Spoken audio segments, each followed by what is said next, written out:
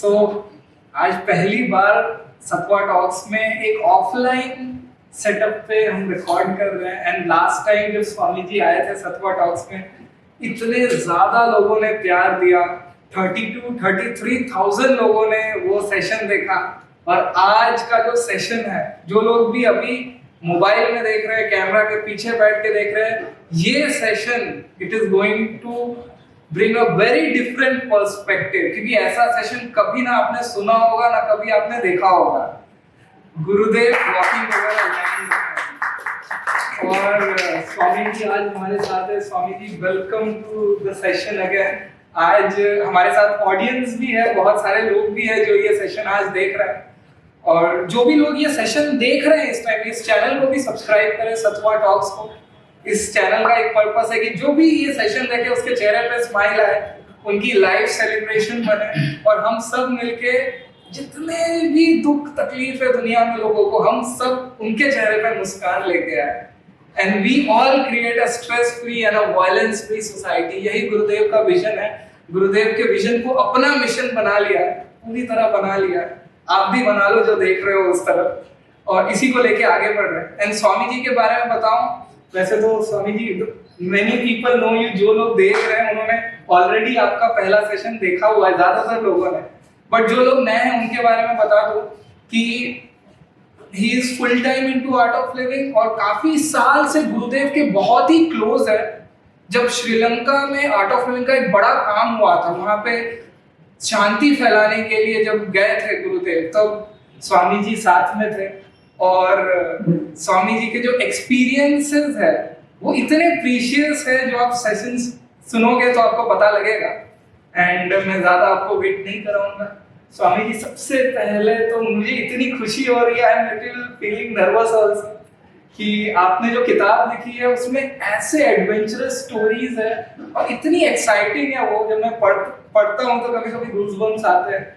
तो स्वामी जी, मैं सबसे पहले आपसे यही जानना चाहूंगा कि आपने वो चीज लाइव होते हुए देखा है, गुरुदेव के साथ थे जब श्रीलंका में वो कंडीशंस थी, जो एलटीटी थे और भी कई सारी चीजें हो रही थी।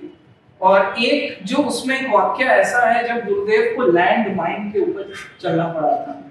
लैंड माइन मतलब जो जमीन के नीचे बम रखे होते हैं, एंड उसके ऊपर गुरुदेव को चलने का ऐसा परिस्थिति आ गई थी। तो हम सब जानना चाहेंगे कि उस वक्त हुआ क्या था, एंड आप प्लीज इसके बारे में हमें बताएं, हमारे दर्शकों को बताएं। ये घटना जो हुई श्रीलंका में 2006 की बात है। सितंबर 2006 सितंबर में गुरुदेव आए थे श्रीलंका में, और एलटीटी जो बोलते हैं liberation tigers of Tamil Eelam, तो वो एक ग्रुप था जो श्रीलंकन तमिल लोगों की हक मांग रहे थे। तो क्योंकि काफी सालों के लिए श्रीलंकन तमिल लोगों के खिलाफ काफी इनजस्टिस हुआ था, काफी उन लोगों ने झेला श्रीलंका में, क्योंकि वहाँ जो थे वो श्रीलंकन बुद्धिस्ट मेजॉरिटी गवर्नमेंट जो थे, वहाँ ऑलमोस्ट 80% श्रीलंकन बुद्धिस्ट मेजॉरिटी है, और बाकी एक 10-12% श्रीलंकन तमिल्स हैं। उसमें से हिंदूज भी है, क्रिश्चियन लोग भी हैं, पर फिर तमिल भाषा में बात करते हैं वहाँ पे। तो काफी साल, ऑलमोस्ट 50 साल के लिए उन लोगों ने झेला। वहाँ पे उनके खिलाफ काफी अन्याय हुआ, काफी सारे क्षेत्रों में अन्याय हुआ श्रीलंकन तमिल लोगों के साथ। तो इसलिए एलटीटी जो संस्था थी, उन्होंने गुरुदेव को इनवाइट किया कि गुरुदेव आप यहाँ आइए और हमारे और श्रीलंकन गवर्नमेंट के बीच में एक समझौता और एक समाधान ले आइए, ताकि श्रीलंका में शांति हो। तो 2006 तक तो ऑलरेडी 22 साल का युद्ध तो ऑलरेडी हो चुका था वहां पे। तो फिर श्रीलंकन गवर्नमेंट ने भी इनवाइट किया था गुरुदेव को वहां पे ये मध्यस्थता के लिए। तो इस दौरान गुरुदेव आए वहां पे, और अगस्त के मंथ में, अगस्त में जब वहाँ वो चौथा और अंतिम चरण शुरू होने वाला था, ये गृह युद्ध का वापस। तो अगस्त में क्या हुआ, श्रीलंकन एयरफोर्स ने वो एलटीटी जो टेरिटरी थी उनकी, वहां पे उन लोगों ने बॉम्ब डाला, और एक बच्चों का एक चिल्ड्रंस होम, एक ऑर्फनेज जो था, उसमें कुछ 65 बच्चे मर गए उसमें। और ऐसी काफी घटनाएं हुई एलटीटी ने श्रीलंकन गवर्नमेंट के खिलाफ, श्रीलंकन गवर्नमेंट एलटीटी के खिलाफ। तो ये घटनाएं सब होते होते ये चौथा और अंतिम चरण युद्ध का, गृह युद्ध का वापस शुरू होने की संभावना हुई। तो इस दौरान गुरुदेव आए वहां पे श्रीलंका में, और श्रीलंकन प्रेसिडेंट, राष्ट्रपति जो थे महिंदा राजपक्सा, उन्होंने हेलीकॉप्टर दिया गुरुदेव को, और बोले गुरुदेव आपको जो भी हेल्प चाहिए, मदद चाहिए, हम देंगे आप। तो उन्होंने हेलीकॉप्टर दी, और वहां ओमंतई करके एक गांव है, तो वो गांव जो है वो श्रीलंकन गवर्नमेंट की टेरिटरी के लास्ट गांव है वहां पे। तो उधर से एक पाथ आती है, वहां पे एक रोड है जो बोलते हैं नो मैन्स लैंड। तो ये नो मैन्स लैंड माने उधर जो भी हो, इधर श्रीलंकन गवर्नमेंट के तरफ से या एलटीटी के तरफ से, उस पाथ में वो कुछ 1-1.5 किलोमीटर का पथ था वो, तो वहां जो भी हो वो किसी की जिम्मेदारी नहीं होती है, ऐसे था वहां पे। तो वहां पे सिर्फ एक यूएन का ऑफिस था वहां पे, और Sri Lanka monitoring mission, United Nations का, वो सब मिलके उनका एक छोटा सा एक ऑफिस था, और एक नॉर्वेजियन आदमी वहां पे था, बस उतना ये सीन था वहां पे। तो एलटीटी को भी लगा, और जब हम भी कोलंबो में थे हमें भी लगा, अरे भाई अभी ये गृह युद्ध वापस शुरू होने वाला है। तो काफी लोग घबरा गए थे, पेरेंट्स भी बच्चों को स्कूल भेजने के लिए घबराते थे, क्योंकि ये सब घटना होती थी वहां पे, छोटी छोटी घटना। यहाँ एक बॉम्ब एक्सप्लोड हुआ, कोलंबो में कहाँ पे एक बॉम्ब एक्सप्लोड हुआ। तो ये सब घटना होते वहां एक गृह युद्ध का माहौल वापस जम गया था। तो गुरुदेव उतरे वहां हेलीकॉप्टर से, और एक श्रीलंकन आर्मी के गाड़ी में गुरुदेव, स्वामी सद्योजाता जी, हरीश रामचंद्रन और एक आनंदम करके एक थे, तो 4 लोग निकले वो एलटीटी टेरिटरी के तरफ जाने के लिए, क्योंकि वो एलटीटी टेरिटरी में ही थे। उनका लीडर जो है प्रभाकरण करके थे, उनका लीडर, एलटीटी का लीडर थे। तो उनसे मिलने गुरुदेव आए थे। तो उस टाइम क्या हुआ, तो वो नो मैन्स लैंड की शुरुआत ही श्रीलंकन गवर्नमेंट ने गुरुदेव और सबको बोल दिया, भाई हम सिर्फ इधर तक छोड़ सकते हैं हम आपको, क्योंकि हम आगे नहीं जा सकते। तो सब उतर गए, और वो नो मैन्स लैंड में थोड़ा आगे चलते ही वो यूएन का ऑफिस था, वो छोटा सा कैबिन था। तो वहां उस आदमी ने बोला कि भाई हमें एलटीटी साइड से कुछ कंफर्मेशन नहीं आया है आपकी मीटिंग के लिए। तो गुरुदेव के साथ जो स्वामी सद्योजाता जी थे, तो उन्होंने उसको बताया, अरे भाई हमारा परमिशन तो कभी बन चुका है, इसलिए हम आए। प्रभाकरण ने खुद इनविटेशन दी है, तो फिर आप कैसे बोल सकते हैं कि भाई इनविटेशन नहीं मिला है, क्यों परमिशन नहीं है वो नो मैन्स लैंड पार करके एलटीटी तरफ जाने के लिए। तो फिर 1 घंटा रुकना पड़ा वहां गुरुदेव को। तब गुरुदेव वो यूनाइटेड नेशंस ऑफिसर के साथ बात कर रहे थे तो अचानक उसने गुरुदेव को बताया कि कल ही एक गाय निकल रही थी यहाँ से और वो लैंडमाइन के ऊपर वो गाय चली और वो गाय मर गई। तो फिर उन्होंने गुरुदेव को बताया कि अभी ये गृह युद्ध वापस शुरू होने का तो तैयारी हो रही है, तो इन लोगों ने बस लैंडमाइन सब लगाए रखे हैं, तो पता नहीं कहाँ लगाए रखे हैं।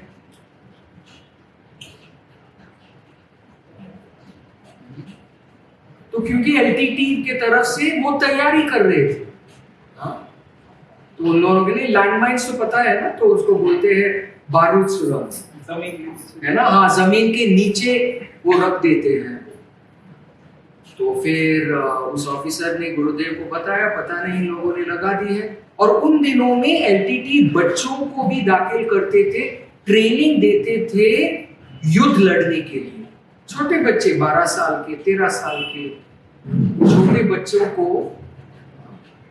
भी हत्या की ट्रेनिंग देते थे उन दिनों में। तो वो ऑफिसर ने वो भी बोला, अरे लोगों ने और बच्चों को भी रिक्रूट किया है युद्ध के लिए करके। तो फिर जो गुरुदेव के साथ लोग थे, तो आप भाई देखो, अगर आपको किसी ने बोला है कि भाई आगे 700 मीटर के पथ में लैंडमाइन के बारूद सुरंग लगा के रखे हैं, तो आपको कैसा लगेगा? धक धक धक धक धक, हाँ होता है कि नहीं? हाँ है ना। तो फिर गुरुदेव बोले, नहीं चलो हम आगे चलें।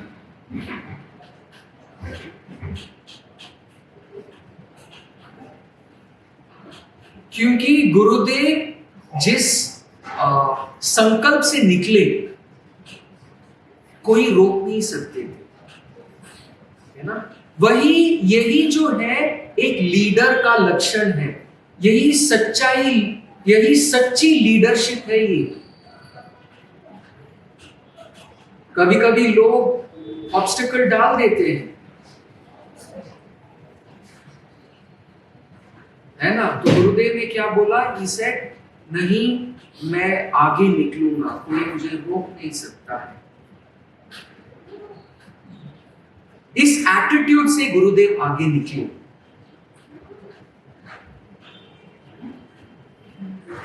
ये काफी बड़ा रिस्क था, पर गुरु को पता है, अभी चेतावनी मिली होगी, अरे भाई ठीक है, अभी मुझे देखना है ये कहां ये लैंडमाइंस लगाए हुए हैं। तो वो एक नया डायमेंशन है गुरु का, है ना। गुरु का नया डायमेंशन है। देखिए, गुरु जब कुछ संकल्प लेके आगे निकलते हैं, है ना, तो होता है कभी कभी कोई कहीं लोग विकल्प डाले, है ना, होता है कभी कभी, है कि नहीं। तो फिर गुरुदेव ने क्या किया? बोले नहीं हम आगे चलेंगे। क्यों? क्योंकि हजारों लोग ऑलरेडी मर चुके थे उस गृह युद्ध में। तो गुरुदेव का कमिटमेंट शांति के लिए, वो कमिटमेंट इतना स्ट्रॉन्ग था, इसे नहीं मैं आगे जाऊंगा। फिर आगे गुरुदेव धीरे धीरे से एक कदम आगे और एक कदम आगे जाते जाते जाते जाते धीरे से, और बीच में जाते हुए सडनली एक बॉम्ब फट गया।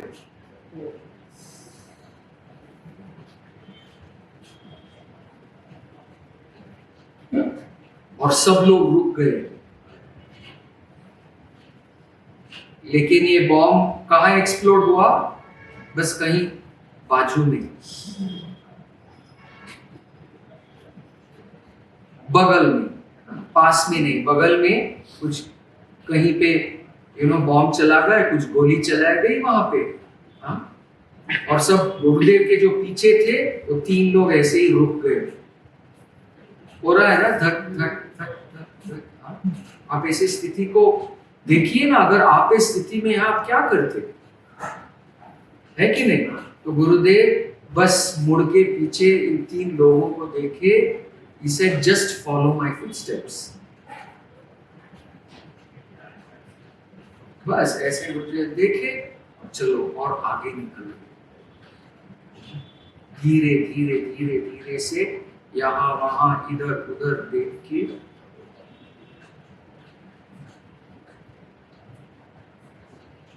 देखो गुरुदेव ने कितना बड़ा रिस्क लिया, एक देश के लिए।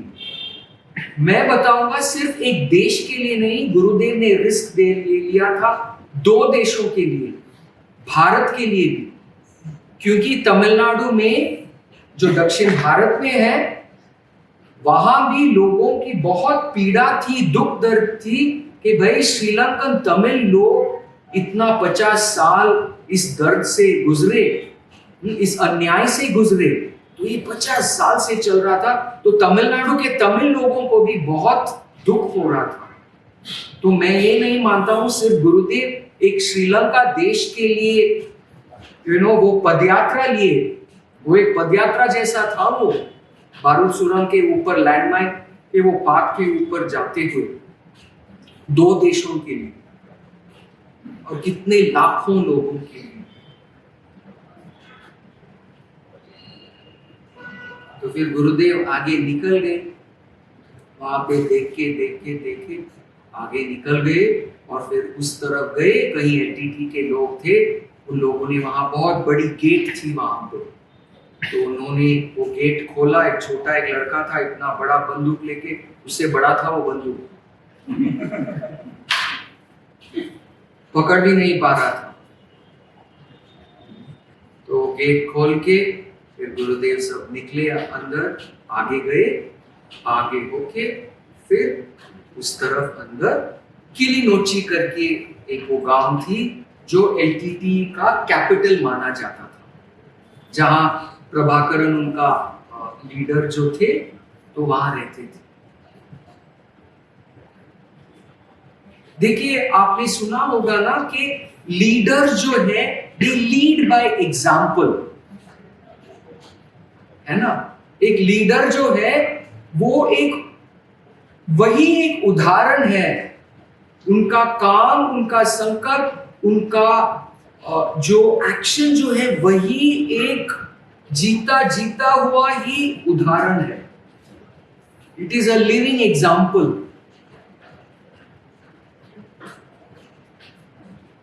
इसलिए गुरुदेव को काफी जगह पे मध्यस्थता के लिए इनवाइट किए, कहीं गवर्नमेंट्स ने, बाहर विदेश में भी, भारत में भी। और आप पूछेंगे स्वामी जी तो गुरुदेव का डायमेंशन क्या है ये मध्यस्थता में? आप क्या बोल सकते हैं कि गुरुदेव क्या करते हैं इसमें? कई लोगों को ये सवाल आता होगा मन में, गुरुदेव का रोल क्या है? मैं बताऊं, एक है जो केयर एंड कंसर्न है लोगों के लिए, वही गुरुदेव को मेन उनका ऑब्जेक्टिव है लोगों के लिए, वो केयर। और तो गुरु का जो लोगों के लिए वो ख्याल है, वो परवाह है, ये बहुत इंपॉर्टेंट है।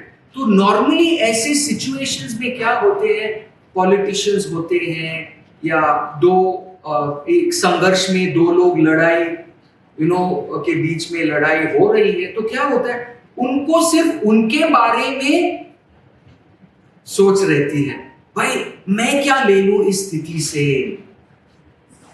पर गुरुदेव का डायमेंशन क्या था, भाई मुझे इसमें कुछ नहीं चाहिए, बस सिर्फ क्या, वो लाखों लोगों का ख्याल, लाखों लोगों की जिंदगी बचानी है हमें, ये डायमेंशन है।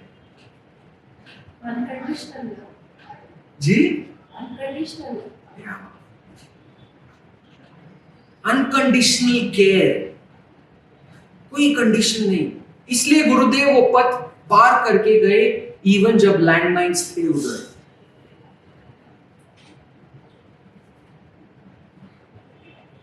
अगर हम अकेले होते हम क्या करते? चलो भाई भागो, होता है कि नहीं? आप लेके बम पर पैर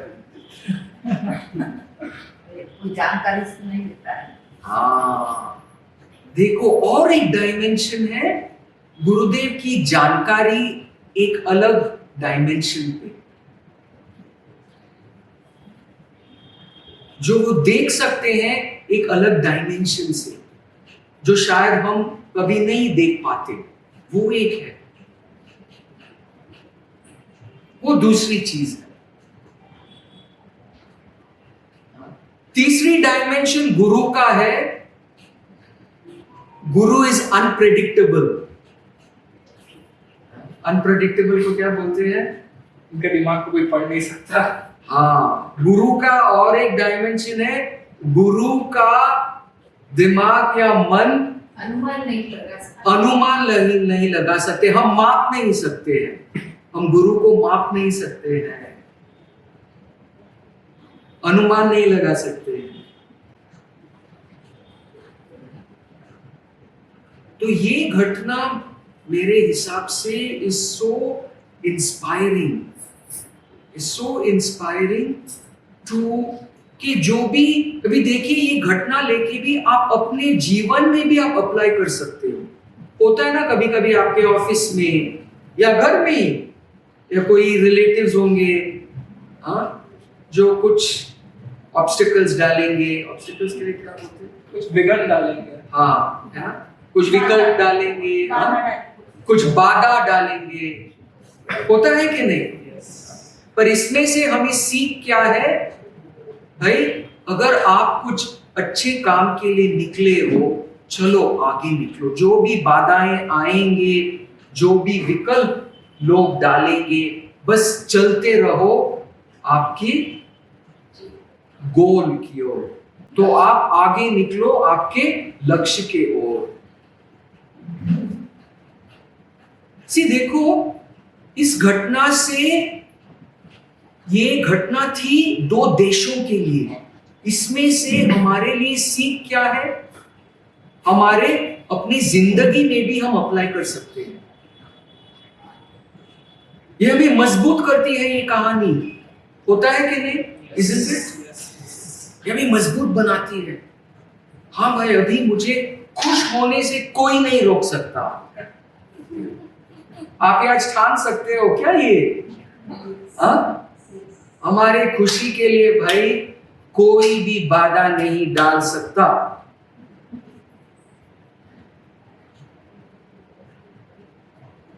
हो सकता है? तो जो भी हो भाई आगे निकलो, घटनाएं आते जाते, लोग आते जाते हैं, चलो आगे निकलो।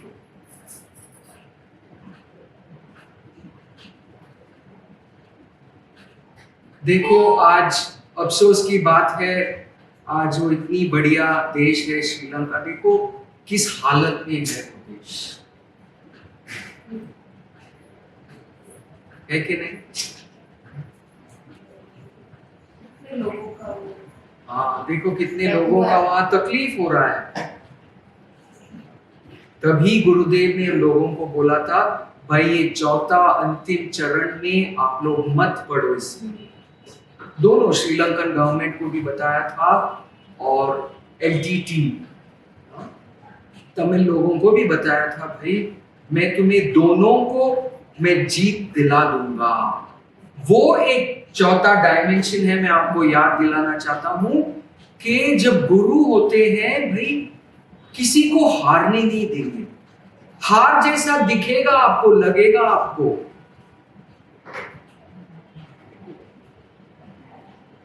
तो गुरुदेव ने दोनों को प्रॉमिस किया था कि भाई आप इस चौथे और अंतिम चरण की गृह युद्ध में मत पड़ो, मैं दोनों को जीत दिला दूंगा।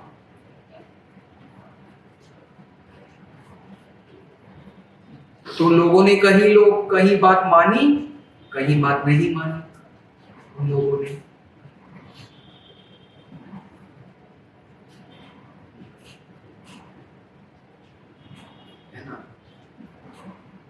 So this is the beauty of a master.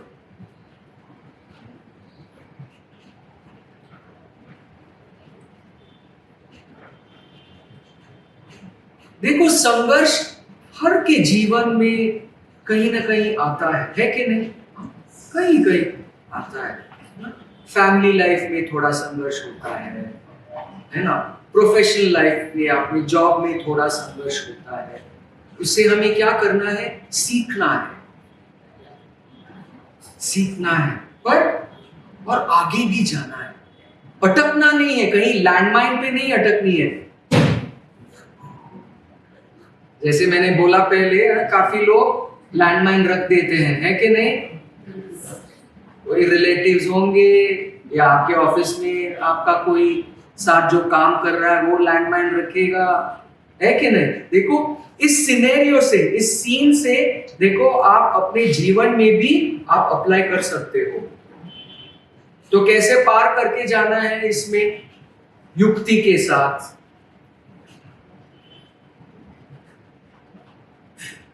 ज्ञान के साथ आगे निकल के, क्या बोलते हैं हिंदी में, पतली गली से निकल के क्या बोलते हैं? पतली गली से निकलनी है ना? रुकना नहीं है, डर के मारे रुकना नहीं है। हाँ, डर के मारे रुकना नहीं है।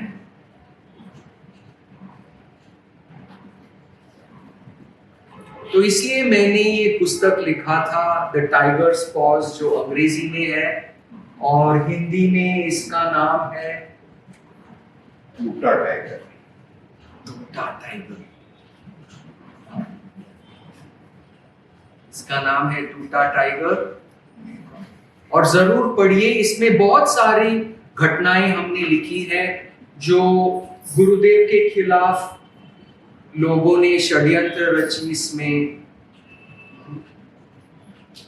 हमारे आर्ट ऑफ लिविंग टीचर्स और वॉलंटियर्स के खिलाफ जो षड्यंत्र हुआ, जो लोगों ने बाधाएं रखी, ऑब्स्टिकल्स रखी,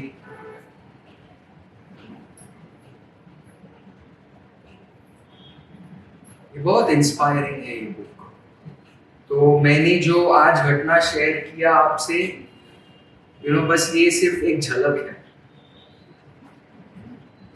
तो और बहुत सारी घटनाएं हैं इसमें जो हमने लिखा है, सच्ची घटनाएं जो हुई हम लोगों के साथ। हमें इतिहास से सीखना है, ये मुख्य बात है।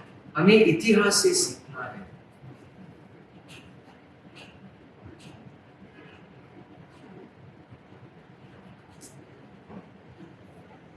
So I invite you all, आप पढ़िए ये बुक। बहुत इसमें गुरुदेव का ज्ञान भी है। इसमें एक संघर्ष को कैसे मैनेज करें, कौन सी युक्ति लगा के एक संघर्ष को हैंडल करें, इसके बारे में भी मैंने बताया है, कैसे हैंडल करें एक संघर्ष को।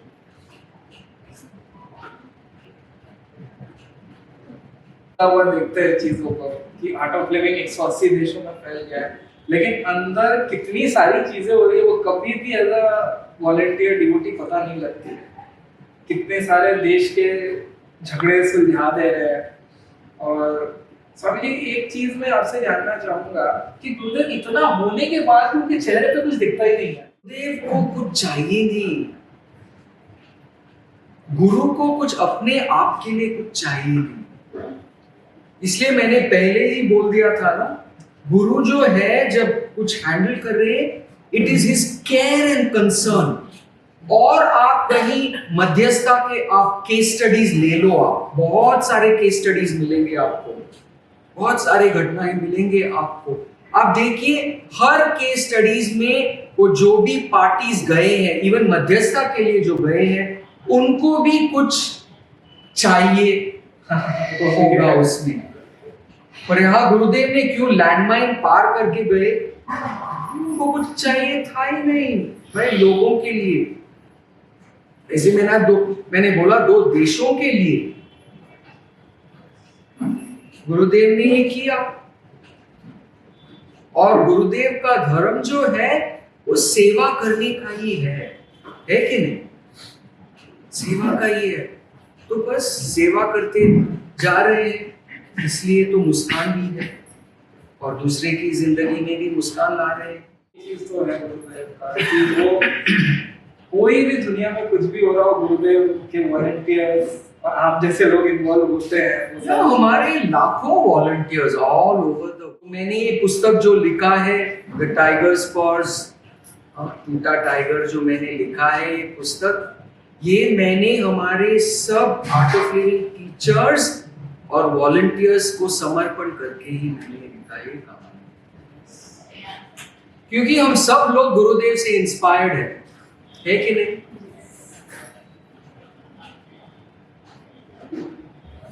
तो ऐसा नहीं है सिर्फ मैं था श्रीलंका में या और कोई स्वामी जी थे, नहीं, बिल्कुल नहीं। काफी बहुत सारे वॉलंटियर्स थे, टीचर्स थे, बाकी देशों में से भी टीचर्स थे, बहुत सारे लोगों ने मदद की वहाँ पे लोगों को योगा ध्यान क्रिया से। तो इसमें सबका कंट्रीब्यूशन है। जिस लेवल पे चल रहा है अभी, मुझे तो कभी कभी लगता है कि गुरुदेव आए हैं तो कुछ तो बड़ा चेंज लाने के लिए। अब वो शायद हम रियलाइज कर पा रहे कि नहीं, क्योंकि आप गुरुदेव से क्लोज हो तो आपको पता चलता होगा किस मैं मानता हूँ सब लोग गुरुदेव से क्लोज हैं, सिर्फ मैं नहीं। वो तो है। सब लोग आई टेल यू गुरुदेव से क्लोज है। आप ऐसे मत समझिए कि सिर्फ मैं क्लोज हूँ, नहीं। डिवोटीज क्लोज है, वॉलंटियर्स गुरुदेव से क्लोज है, टीचर्स गुरुदेव से क्लोज है। ये मैंने देखा है, 22 साल मैंने देखा है गुरुदेव किसी से भेदभाव नहीं करते, ऐसा नहीं है ना? So it is not that I am close and others are not. ये गलत परसेप्शन है कि आप लोग सब बैठे हैं, आप इक्वली क्लोज हो। I believe in that. I will say that Guru is परमात्मा। उनका जब परमात्मा का चैतन्य उनसे बह रहा होता है तो वो कहाँ से किसी को अलग अलग समझेंगे।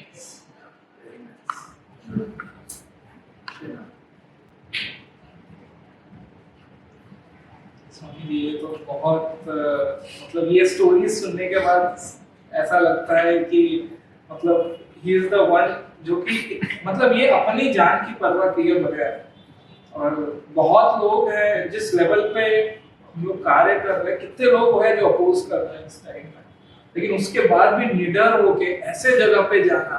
ये इवन इराक भी गुरुदेव गए हुए हैं, इराक, कोलंबिया, इजराइल, फिर कोसोवो, इराक, बहुत सारे जगह पे गुरुदेव ने काफी टाइम और काफी एनर्जी और काफी प्रयत्न किए।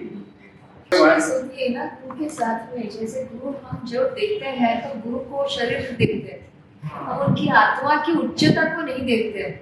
जो उच्चता उनके अंदर होती है, वो उच्चता अगर देखी जाए तो आपको जो पहली बार मिले वो भी उतना ही प्यार करता है, और जो बार बार मिलता है वो भी उतना ही प्यार करता है।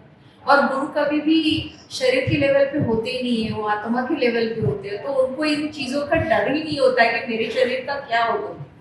उनको तो बस वो अपने सोल से इतने, भगवान से इतने कनेक्टेड रहते हैं, तो उन्हें तो बस भगवान से एकता होती है, एकरूपता होती है, तो फिर किसी चीज़ का कोई डर नहीं लगता है, और बस वो कार्य है उनके लिए। स्वामी जी, एक सवाल मैं आपसे पूछना चाहूँगा, क्योंकि कई हम लोग जब अच्छा कार्य करने निकलते हैं तो वैसे बहुत सारे जन जो सेवा करने निकलते हैं, उन लोगों के मन में ये रहता है कि चलो मैं गुरुदेव का काम करने निकला हूँ तो सब मुझे सपोर्ट करेंगे, चारों तरफ से मुझे सारी चीज़ों की फैसिलिटीज मिलेगी।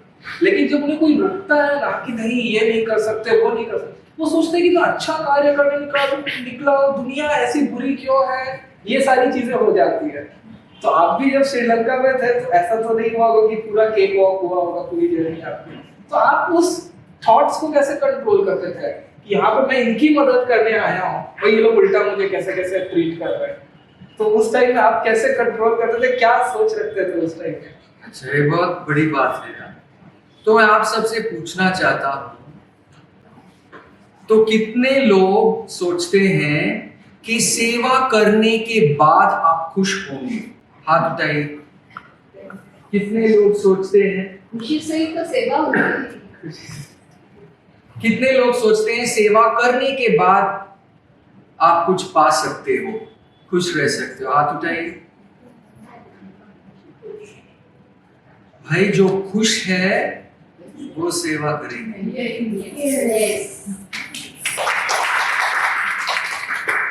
जो तृप्त है वो सेवा करेंगे, है ना? तो बीच में कुछ बाधाएं आए, विकल्प आए, भाई वो आगे निकलते जाएंगे वो सेवक, क्योंकि वो खुशी से कर रहे हैं।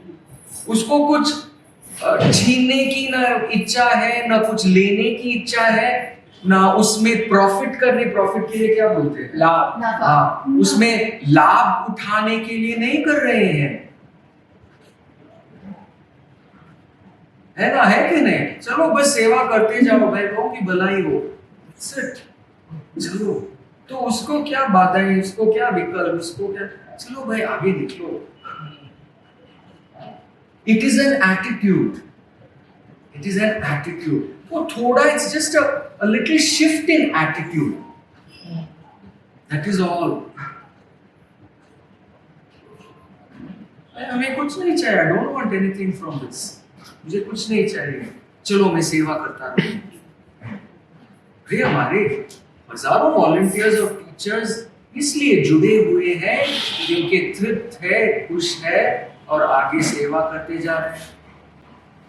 देखो भाई हमारे अभिषेक भाई भी सत्वा टॉक्स चला रहे हैं, सेवा कर रहे हैं. गुरु की कहानी. आपकी कुछ अपेक्षा है क्या इस सत्वा टॉक्स से? ये लोग खुश हो जाए, सारे लोग मतलब खुश रहते हैं, है ना? देखो इतने प्रोग्राम्स, कार्यक्रम इसने किए हैं YouTube में, सत्वा टॉक्स में. लोग सुन के इंस्पायर होते हैं, एक उनकी जिंदगी में और मजबूती आ जाती है ना? देखो हजारों लोगों ने सत्वा टॉक्स में भाग लिया होगा, इंटरव्यू दिया होगा, है कि नहीं? तो लोग खुश हुए, उससे सीखे भी, वो भी बात है, सीखे भी.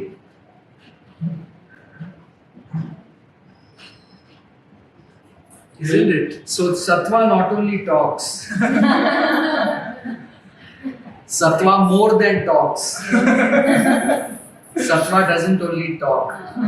Sattva also pauses. Yes. Sattva also makes you pause, makes you relax.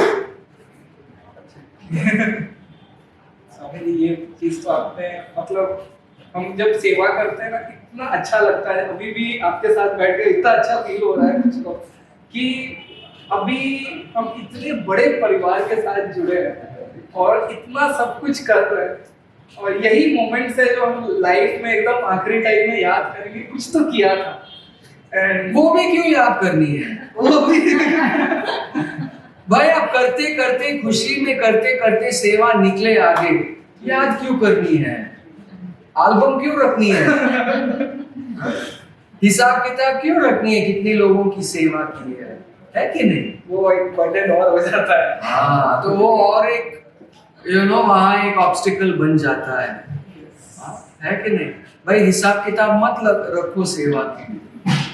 हाँ, आखिरी में याद करने की बिल्कुल जरूरत नहीं है.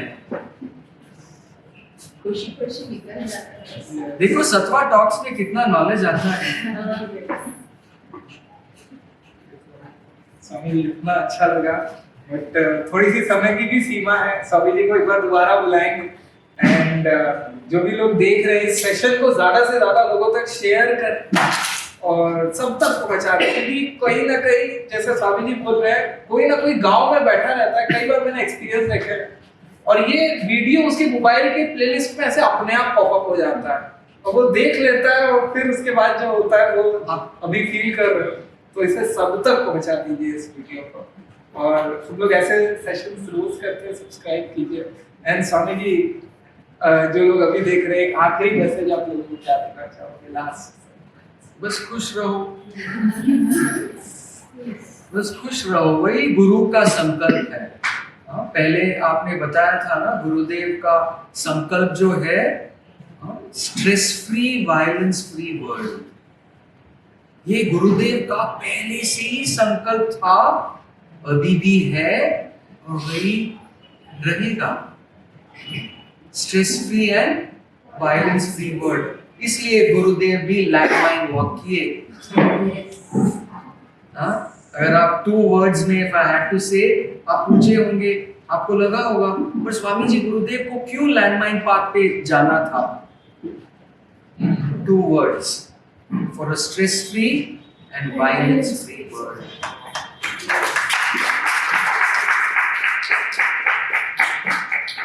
So the beginning and the end are the same.